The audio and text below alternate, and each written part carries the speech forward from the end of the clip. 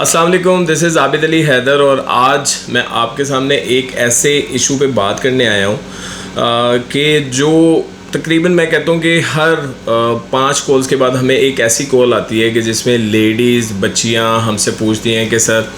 हमारे लिए क्या ऑप्शन है, हम डाइवोर्स्ड हैं, हम खुद ही अर्निंग करना चाहती हैं, हमें कहीं से खर्चा नहीं आता, हम अर्निंग करके अपने बच्चों को पढ़ाना चाहती हैं, बच्चों को इस काबिल बनाना चाहते हैं कि वो माशरे में अपना मकाम बना सकें।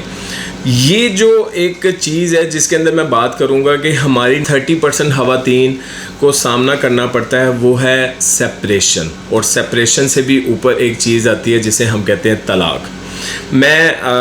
अली भाई के आज ऑफिस आया हूँ और मैंने उनसे टाइम लिया सिर्फ़ और सिर्फ इन चंद सवालात के जवाब लेने के लिए कि हमारी जो ख़वातीन है, मैं बात को शॉर्ट करता हूँ और मैं इस तरफ आता हूँ कि अली भाई ये तलाक का मसला क्या है? अभी तलाक एक बेसिकली हमारी सोसाइटी का एक बहुत बड़ा इशू है।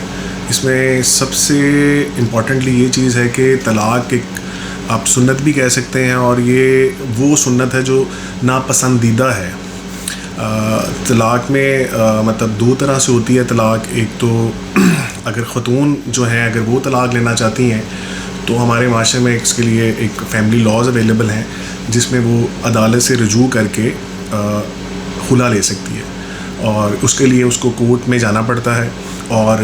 उसके तलाक के लिए खुला फ़ाइल करना पड़ता है। अली भाई मुझे एक चीज़ बताएं कि बहुत सी ख़वातीन हमें पाकिस्तान से ही कांटेक्ट करती हैं और बहुत सी ख़वातीन जो हैं वो बाहर के ममालिक से हमें कांटेक्ट करती हैं फॉर अर्निंग। और जब हम उनसे थोड़ी सी बातचीत करते हैं तो हमें पता चलता है कि वो डाइवोर्स्ड हैं, सेपरेशन में हैं। अली भाई क्या एक खातून जो चाहे वो पाकिस्तान में है या वो पाकिस्तान से बाहर है, मैं स्पेशली पाकिस्तान से बाहर खातून की अगर मैं बात करूं तो वो क्या बाहर बैठ के एक स्पेशल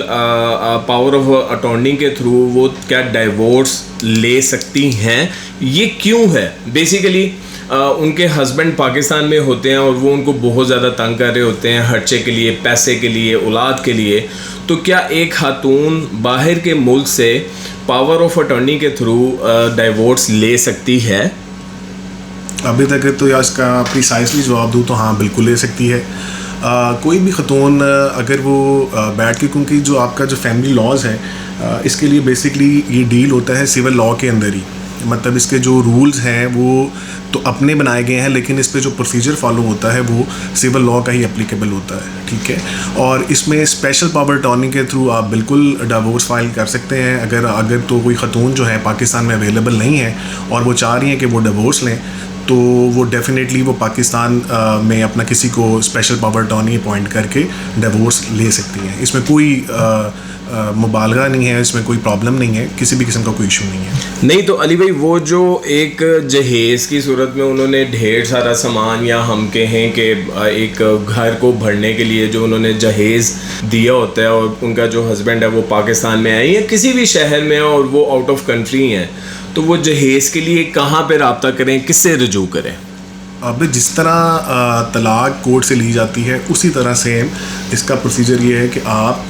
जहेज़ के लिए भी अदालत में जा सकते हैं। और अगर आप इसमें आसानी ये भी है कि अदालत में आप जिस दावे में आपने लड़की ने खुला मांगी होती है उसी दावे में लड़की जो है वो जहेज़ का भी क्लेम कर सकती है।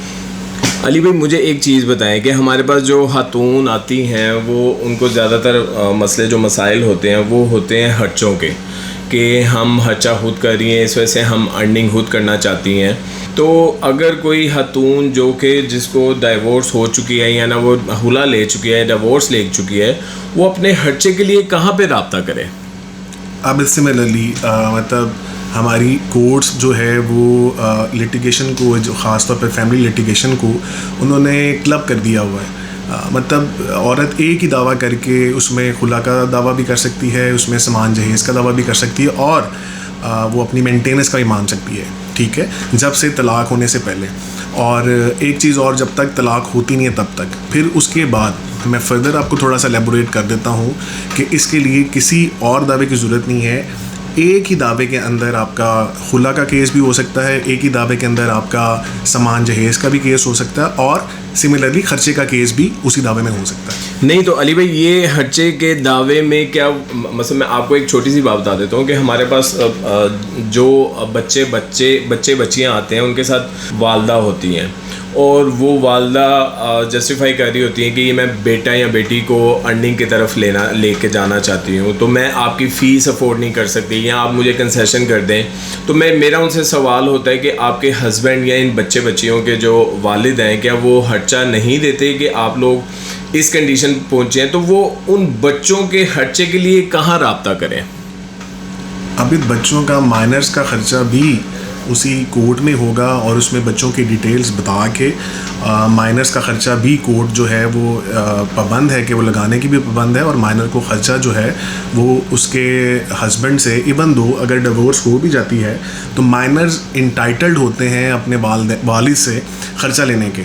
तो वालिद का तो ये राइट भी है, एक इस्लामिक राइट भी है, और कानूनन भी वो पाबंद है कि वो अपने बच्चों का ख़र्चा देने का पाबंद है। इसमें बाइफर्केशन एक और है कि अगर तो वो मेल है तो उसकी मेजॉरिटी तक, जब तक वो माइनर से ख़त्म हो के मेजर होता है तब तक उसका ख़र्चा देगा, और बेटी की सूरत, अगर वो बेटी है तो उस सूरत में जब तक उसकी शादी नहीं हो जाती तब तक उसका ख़र्चा देगा। इवन दो जो शादी पे एक्सपेंस होंगे, फादर जो है वो उसका बाउंड है कि वो उसकी शादी के खर्चे भी पे करे। अली भाई, मुझे एक और चीज़ बताएं कि एक खातून हमारे ना रजिस्टर्ड थी और वो अमेज़ोन का कोर्स कर रही थी, और 3 क्लासेस के बाद वो नहीं आई। तो मैंने उनसे रब्ता किया, जब उन्होंने 2 क्लासेस छोड़ दी तो मैंने उनसे रब्ता किया, तो उन्होंने कहा भाई मैं तो बेसिकली बड़े परेशान हूँ, तो मैं अपने बच्चों की कस्टडी के लिए बहुत ज़्यादा परेशान हूँ, और मैं उसी चीज़ को कंटिन्यू कर रही हूँ, इस वजह से वो मैं ट्रेनिंग में आ नहीं सकी। तो ये कस्टडी की अगर मैं बात करूं, बच्चों की कस्टडी की, तो इसमें क्या डिफरेंस है? लड़का और लड़की में थोड़ा सा इसे डिफरेंशिएट करेंगे? आबिद, मैं आपको बता देता हूँ, जो गार्डियन कोर्ट है एक बनाई गई है, जो के बच्चों के जो माइनर्स बच्चे होते हैं उनकी कस्टडी के लिए आप अदालत से रजू करते हैं और अदालत से उनकी कस्टडी के लिए जाते हैं, ठीक है। और इसमें भी लॉ बड़ा डिफाइंड है, जो आपकी डिवोर्स है, ख़र्चे हैं और जो बाकी चीज़ें हैं वो फैमिली लॉज को डील करती हैं, और जो आपकी बच्चों की कस्टडी से रिलेटेड मैटर्स हैं वो गार्डियन एंड वार्ड एक्ट के थ्रू डील हो रहे होते हैं। तो जो आपके गार्डियन एंड वार्ड एक्ट है उसमें बड़ा कैटेगोरिकली लिखा हुआ है कि बच्चों की हक़ ख़जाना जो है, जो कस्टडी है, वो किन किन पराये पे किन किन लोगों को मिलती है, ठीक है। और इसमें सबसे जो इम्पॉर्टेंट चीज़ ये है कि जो मेल है उसकी 7 साल तक कस्टडी, जब से वो पैदा हुआ है, वो माँ की इंटाइटलमेंट है, और उसके बियॉन्ड भी जो लड़की है उसकी हक़ ख़जाना जब तक वो मेजर नहीं हो जाती, इवन दो शादी तक जो उसकी जो हक़ ख़जानत है, जो उसकी कस्टडी है, वो माँ के पास रहती है। अली भाई, मुझे एक बात बताएं कि मसलन हमने इस्लामाबाद में शादी की, बाद में हम लाहौर शिफ्ट हो गए, नहीं बनी, हमने तलाक़ ले ली, हुला ले लिया, तो बच्चे यानी कि लेडीज़ जो हैं वो दावा कहाँ पे दायर करें? जहाँ पे निकाह हुआ है या फिर जहाँ पे वो रह रहे हैं? अच्छा, अभी पहले तो मैं थोड़ा सा पिछला जो क्वेश्चन था आपका कस्टडी का, उसमें से थोड़ा सा मैं आपको ये ऐड ऑन करता हूँ। उसमें ये है कि जो हमारे जो बच्चियों की जो कस्टडी है उसमें सबसे ज़्यादा जो कोर्ट जब कस्टडी देती है, जो वो उसमें वो वेलफेयर ऑफ द माइनर देखती है कि बच्चों की वेलफेयर किस तरह है। मतलब लेट से अगर एक बेटा अपनी वालदा के पास रह रहा है और वो 7 साल से ज़्यादा भी हो गया है, और उसकी जो वेलफेयर अगर वो कोर्ट देखती है कि वो अभी भी स्टिल अटैच है अपनी वालदा के साथ, तो उस सूरत में कोर्ट उसकी जो कस्टडी होती है वो वालदा के पास ही रहने देती है, ठीक है। उसमें वो चेंज नहीं करती, और बड़ी मेजर ग्राउंड्स पे जो कस्टडी होती है वो वालदा से बाप को दी जाती है। आपका दूसरा सवाल जो अभी आपने मुझसे किया है कि दावा कहाँ पे दायर किया जाए, उसके लिए जो सबसे इम्पॉर्टेंट चीज़ है कि वो हमेशा, क्योंकि औरत एक कमज़ोर तस्वुर की जाती है, और तो हमेशा कोर्ट इस चीज़ को हमेशा कंसीडर कर रही होती है कि जो औरत सफ़र कर रही है, एक तो अपने बच्चों की कस्टडी के लिहाज से, अपनी डिवोर्स के लिहाज से, तो औरत को इस चीज़ में थोड़ा सा एज दिया गया है लॉ में कि जहाँ पे वो रिज़ाइड है, जहाँ पे वो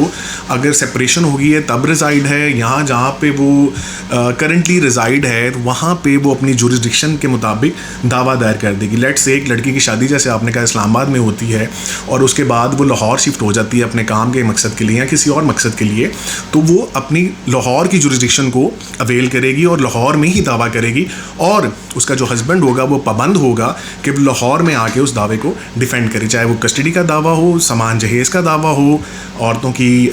मतलब हक़ ख़ज़ानत का दावा हो, चाहे वो तलाक़ का दावा हो, चाहे वो कस्टडी का दावा हो, किसी भी किस्म का दावा में औरत को ये प्रिविलेज हासिल है कि जहाँ पे वो करंटली रिज़ाइड होगी वहीं पे वो दावा कर सकती है। अली भाई, जैसा आपने ख़वातीन के राइट्स पे, ख़वातीन के हकूक़ पे हमें डिफ़ाइन किया, तो इसमें क्या हम देखते हैं कि मर्दों के भी कोई राइट्स हैं क्या? आबिद, बिल्कुल इसमें मर्दों को भी कोर्ट जो है वो राइट्स देती है। मतलब एक बंदा जो अपने बच्चों का ख़र्चा देता है तो कोर्ट उसको अलाउ करती है कि वो अपने बच्चों की मुलाकात का राइट भी रखता है, वो विजिटेशन राइट भी रखता है, प्लस कोर्ट एक शेड्यूल भी बना देती है जिसमें वो ईद पे, बच्चों की सालगिरह पे, गर्मियों की छुट्टियों में या कोई भी ईद और त्यौहार किस्म का हो तो उसमें वो बच्चों की कस्टडी जो है, ठीक है, वो अलाउ करती है कि वो कुछ दिन के लिए अपने वालिद साहब के साथ गुजार सकें। और इसमें आपको मैं एक और चीज़ बता दूं, इसमें एक श्योरिटी भी लेती है औरत का तहफ़्फ़ुज़ के लिए कि बंदा अपने बच्चों को लेके भाग ना जाए, तो कोर्ट ने हर चीज़ को प्रिक्योर करना होता है। तो डेफिनेटली मर्द के भी राइट्स हैं और जो मर्द के राइट्स हैं कोर्ट उसको भी बिल्कुल प्रोटेक्ट करती है। ये जो कानून है ये मर्द और औरत दोनों के लिए बिल्कुल इक्वली है और इसमें जहाँ पे ख़वातीन के राइट्स हैं, जहाँ पे एक वालदा के राइट हैं, वहाँ पे उसके वालिद के राइट भी हैं और एक मर्द के राइट भी इक्वली अवेलेबल हैं और लॉ में वेल डिफाइंड है। थैंक यू अली भाई, बहुत शुक्रिया आपका। आज हमने एक फैमिली लॉ को डिस्कस किया। हम कोशिश करेंगे कि इस तरह के जो टॉपिक्स हैं उनके लिए टाइम टू टाइम अली भाई के पास आएँ और उनसे इन चीज़ों की अपडेट्स लें या इन चीज़ों के बारे में थोड़ा सा इल्म लें ताकि माशरे में हमारी माँ, बहन, बेटी, इवन के मर्द, जैसा ख़वातीन के राइट्स हैं इसी तरह मर्दों के भी राइट्स हैं। तो हम कोशिश करेंगे कि अली भाई से मज़ीद टाइम लें और इस तरह के जो सोशल इश्यूज़ हैं उनके लिए हम खुद से क्या कंट्रीब्यूट कर रहे हैं, ideas for life YouTube channel क्या कंट्रीब्यूट कर रहा है, हम कोशिश करते रहेंगे कि इस तरह के टॉपिक्स पे मज़ीद वीडियोज़ लेके आते रहेंगे। अपना बहुत ज़्यादा ख्याल रखें। अस्सलाम वालेकुम।